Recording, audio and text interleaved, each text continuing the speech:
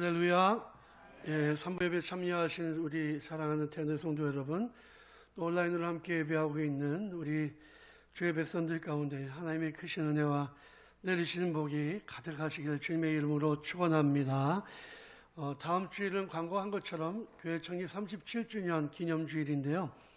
특별히 올해는 47명의 젊은이들에게 1인당 20만 원씩, 전체로 47명이니까 940만 원 정도 그 예산을 청년들에게 청년 지원금으로 지급합니다.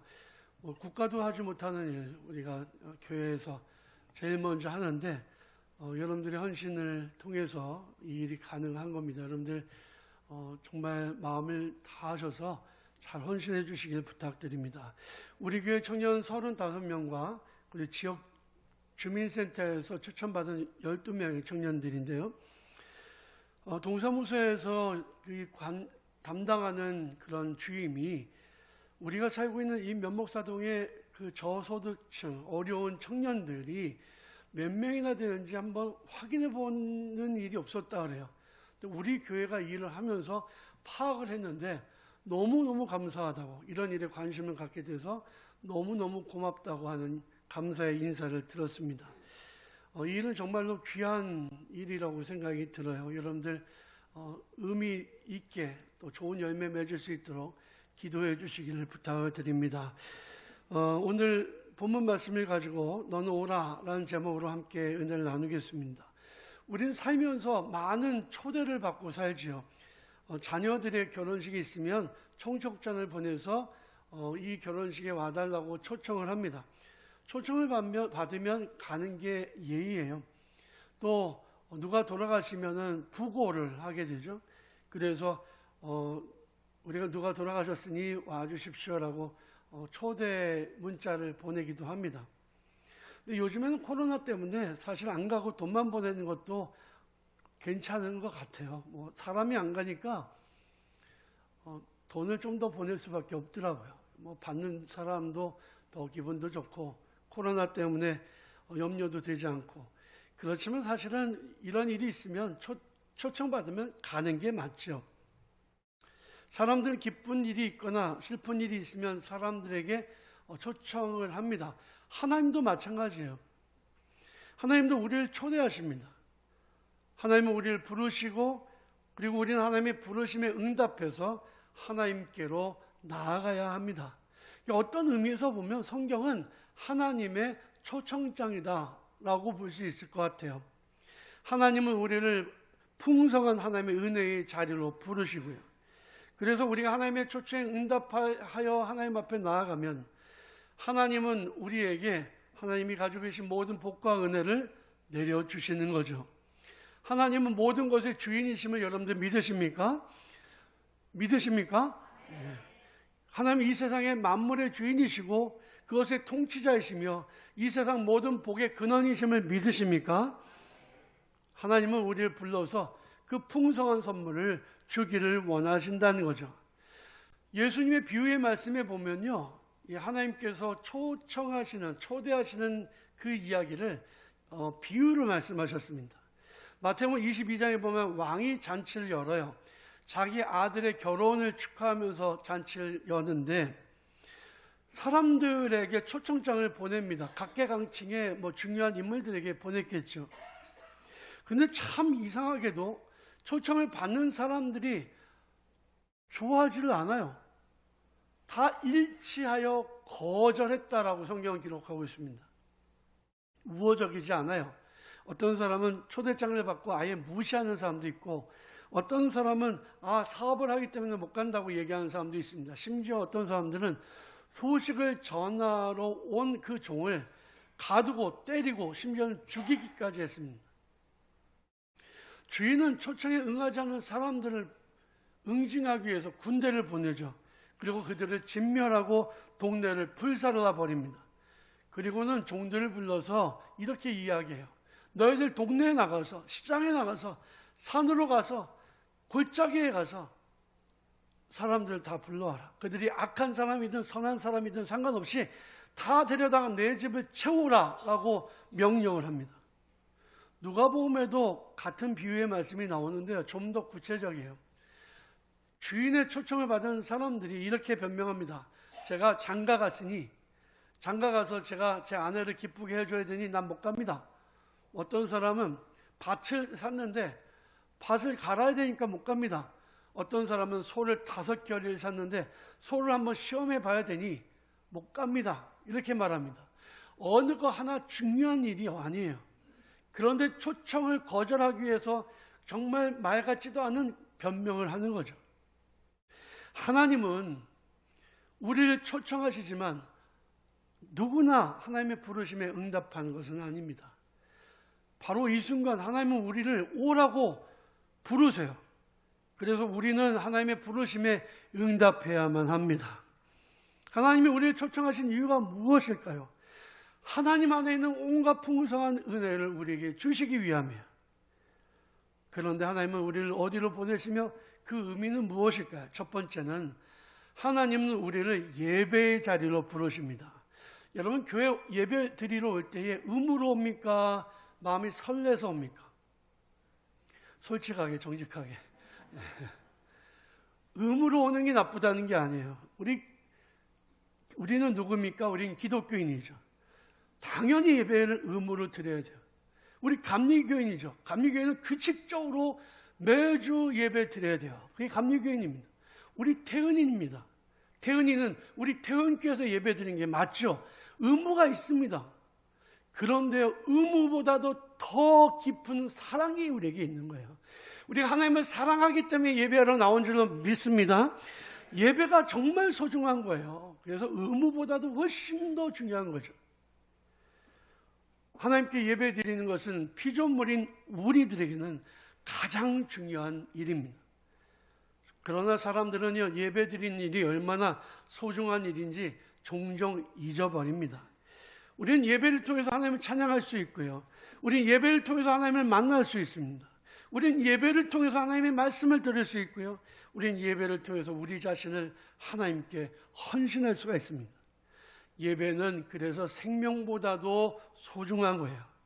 코로나19로 지금 세상이 버리두기를 하고 또 예배 드리는 것까지도 다 나라에서 이렇게 하라고까지 얘기해 줍니다.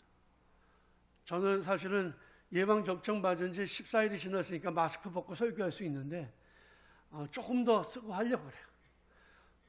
다 그렇게 성가대도 주사 맞은 사람은 몇 명 이상 쓸 수 있다. 이런 거 다 알려줘요.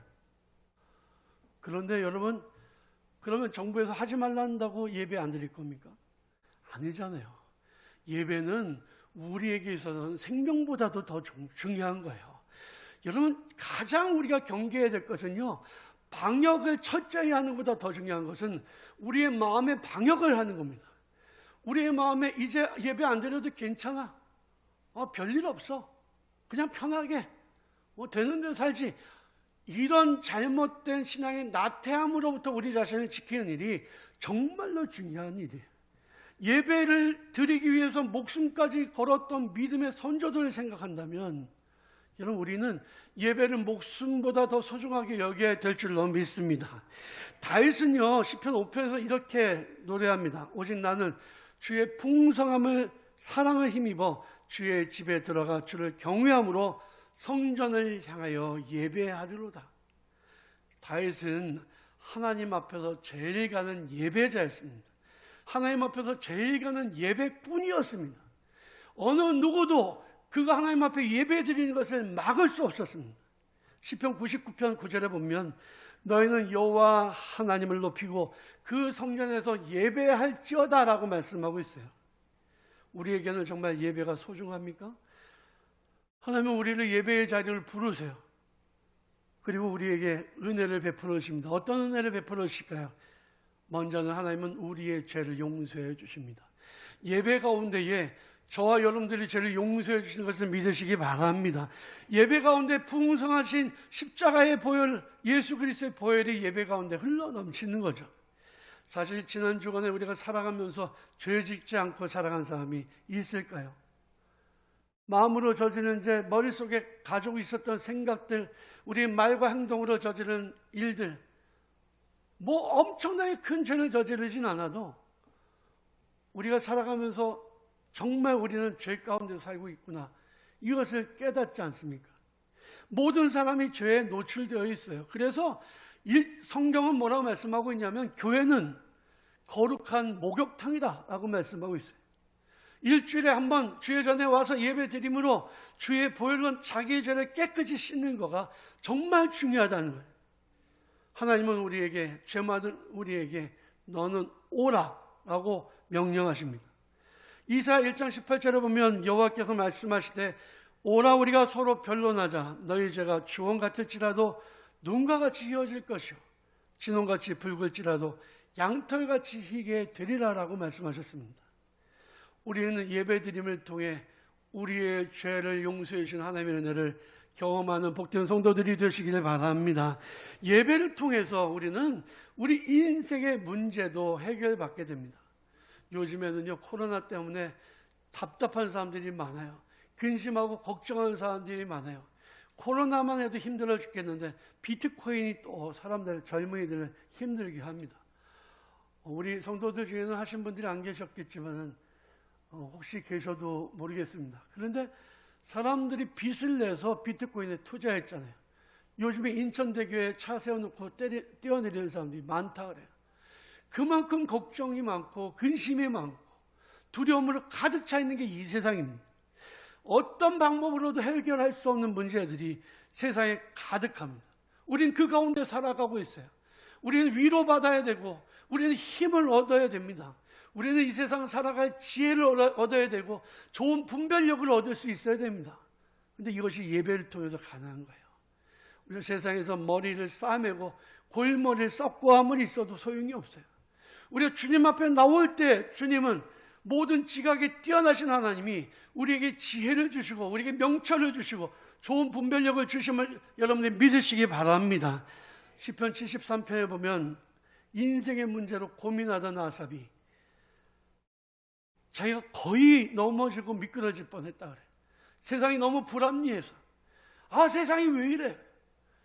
그걸 소크라테스한테 물어보지 말고 예배 때 주님 앞에 나와서 데스형 왜 그럴까 아니라 주님 왜 그렇습니까?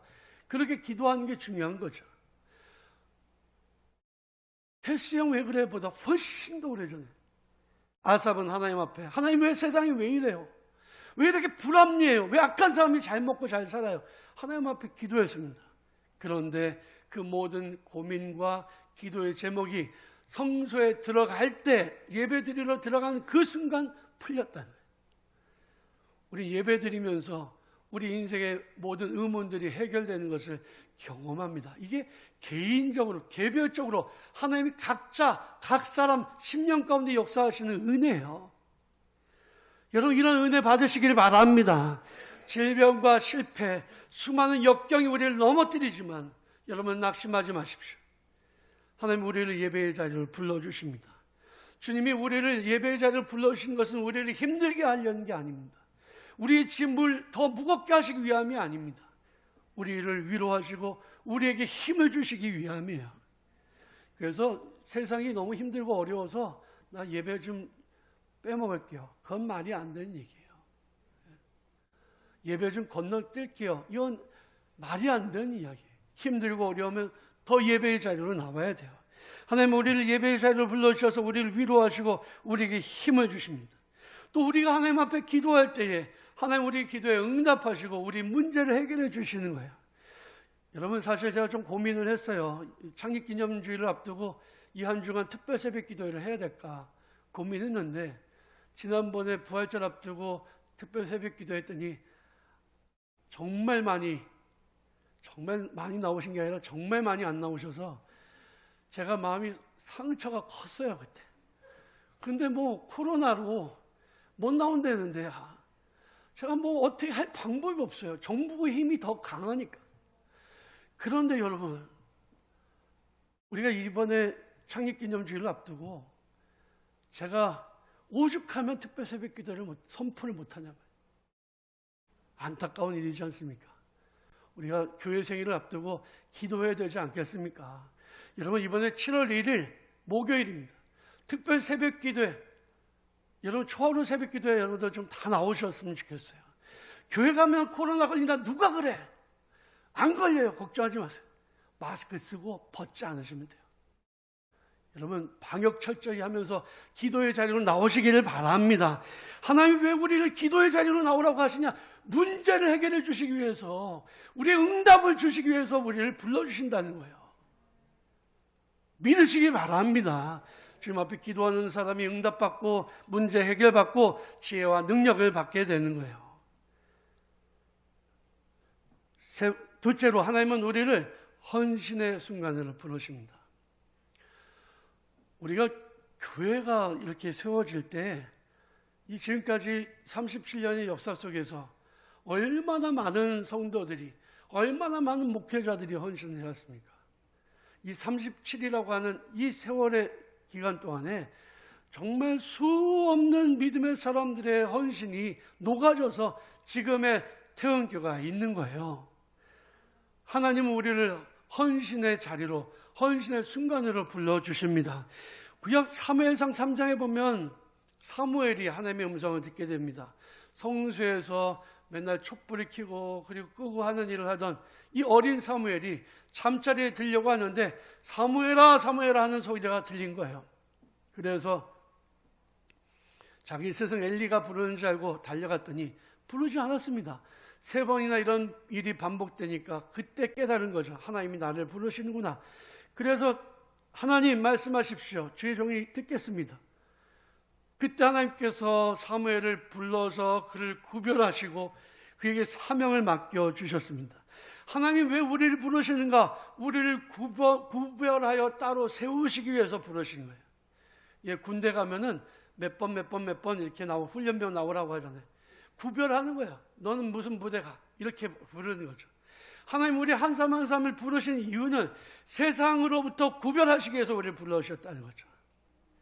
그래서 성경에 보면 수많은 하나님의 사람들이 하나님의 음성을 듣습니다. 모세는 시내산에서 양을 치다가 하나님의 음성을 들었고, 이사야는 성전에서 기도하다가 하나님의 음성을 들었고, 아모스는 뽕나무를 관리하다가 하나님의 음성을 들었고, 에스겔은 바벨론 포로로 잡혔을 때 그 바벨론 강가에서 기도하다가 하나님의 음성을 들었고, 베드로와 야고보와 요한은 갈릴리 호수에서 고기 잡다가 예수님의 음성을 들었습니다.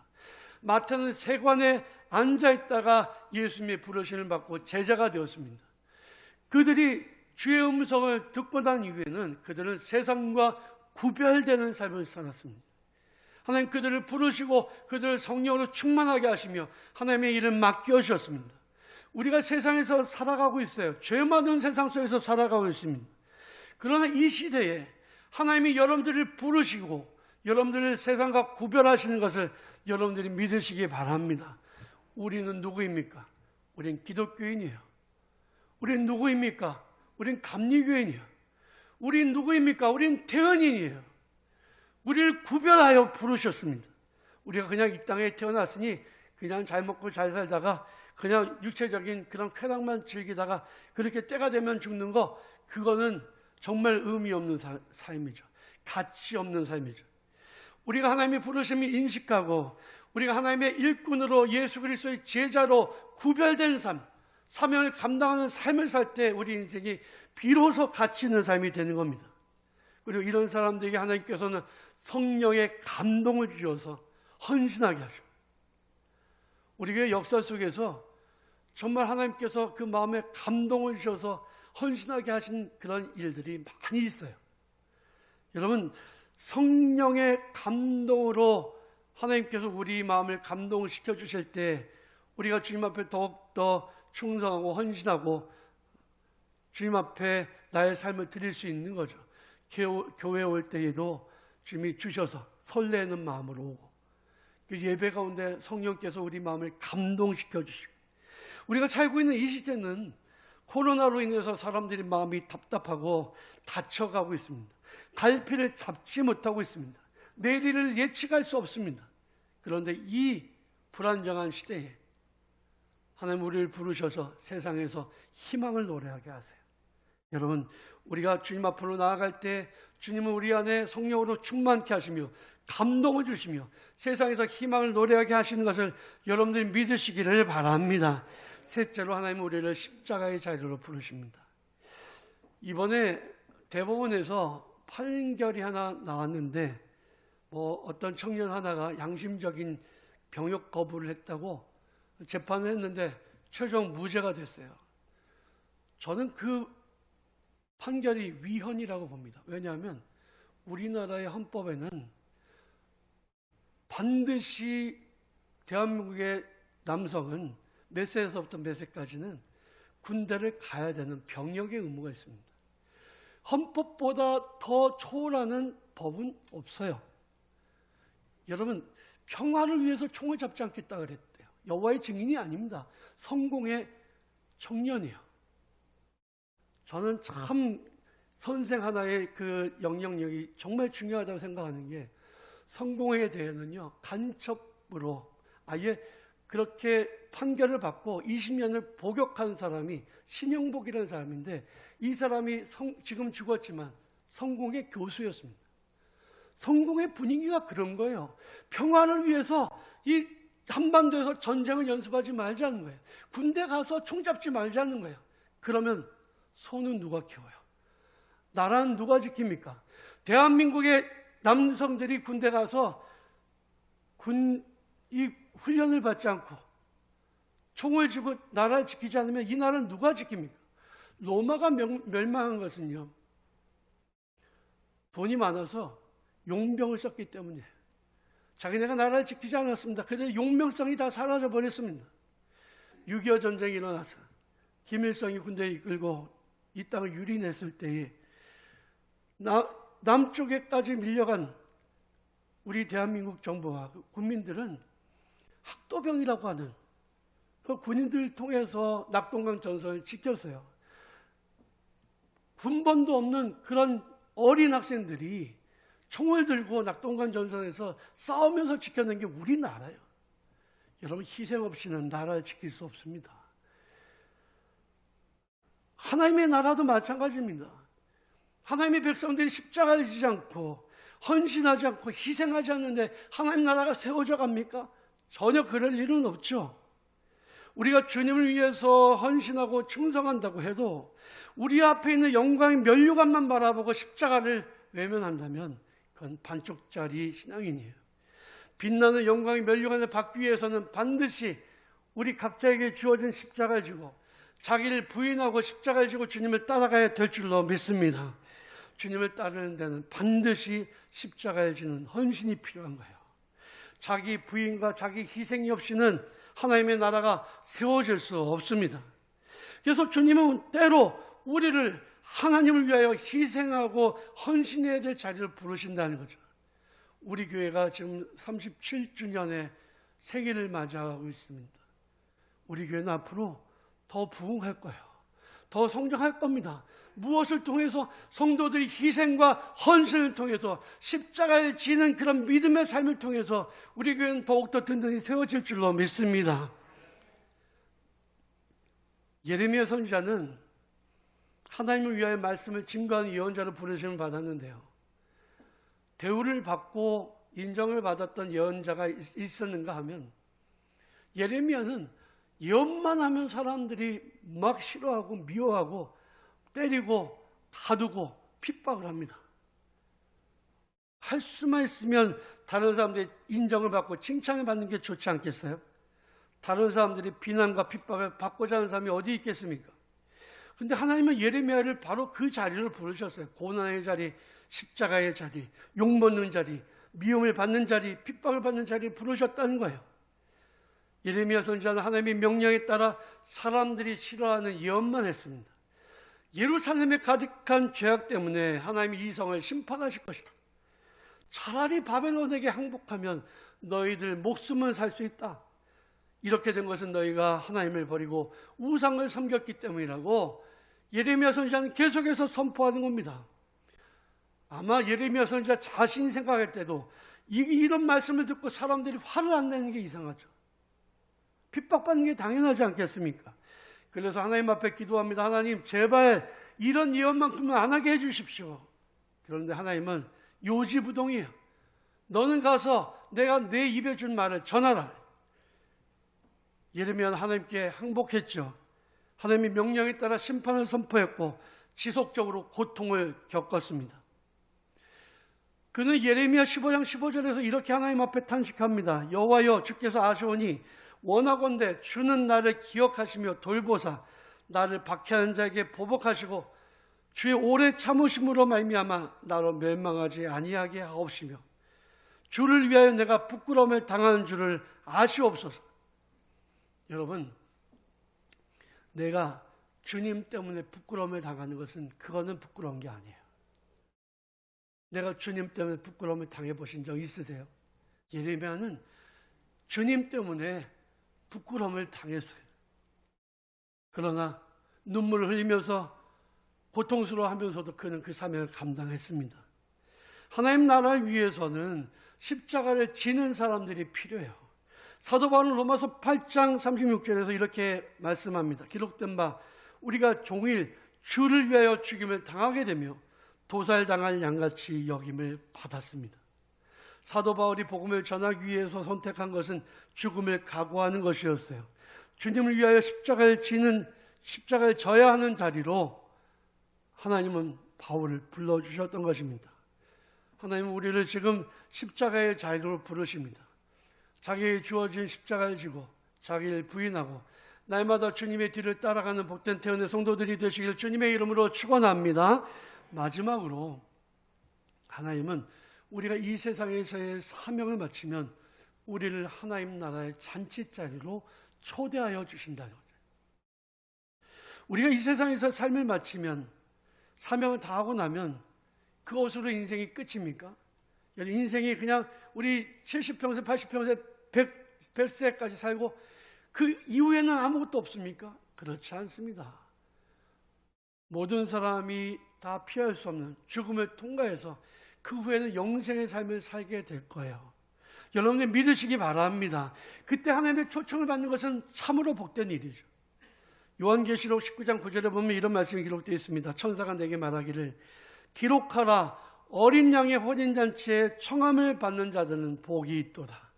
사랑하는 성도 여러분, 여러분들 인생의 나그네 길을 다 마치고 그리고 이 땅에서의 삶을 끝내게 될 때에 여러분들 모두가 다 하나님의 초청을 받아서 어린 양의 혼인잔치에 참여하는 복된 성도들이 되시기를 주님의 이름으로 축원합니다. 우리가 살고 있는 이 서울은 지하철이 참 많아요. 1호선부터 8호선, 9호선까지 있습니다. 그런데 그 열차가 시작되는 종점이 있잖아요. 옛날에는 마포 종점이 있었잖아요. 비 내리는 마포 종점. 예. 근데 그 마포 종점이 지금 시내 한복판이라니까요. 옛날에는 우리 면목동이 종점이었잖아요. 아직도 버스 정류장이 있긴 있지만 7호선은 수락산역이 종점이었습니다. 그런데 지금은 동두천까지 이어졌어요. 또 아마 포천까지 이어진다고 하죠. 1호선은 천안까지 연결되어 있습니다. 계속해서 종점이 연결되고 있어요. 현대의학의 기적으로 우리들은 전에 70 살고 80 살았는데 이젠 100세까지 살게 됐습니다. 아무리 연장되면 뭐합니까? 연장돼도 종점은 있는 거예요. 우리 인생도 아무리 연장돼서 살아도 결국에는 종점이 있습니다.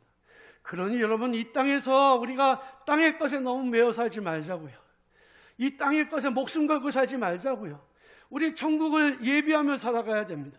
주님께서 우리를 부르셨을 때에 주님 앞에 서게 될 때 부끄럽지 않도록 주님, 제가 최선을 다했습니다. 제가 주님 앞에 충성을 다했습니다 라고 고백할 수 있도록 그렇게 달려갈 길을 다 달려가는 복된 태어난 성도들이 되시길 바랍니다. 메멘토 모리란 말이 있어요. 이건 라틴어로 제가 정말 좋아하는 말인데, 죽음을 기억하라. 메멘토 기억하라, 모리 죽음을. 우리 모두는 다 죽는 순간이 있습니다. 그러나 그 죽음은 끝이 아니에요. 하나님께서 우리를 초청하시는 순간이 될 겁니다.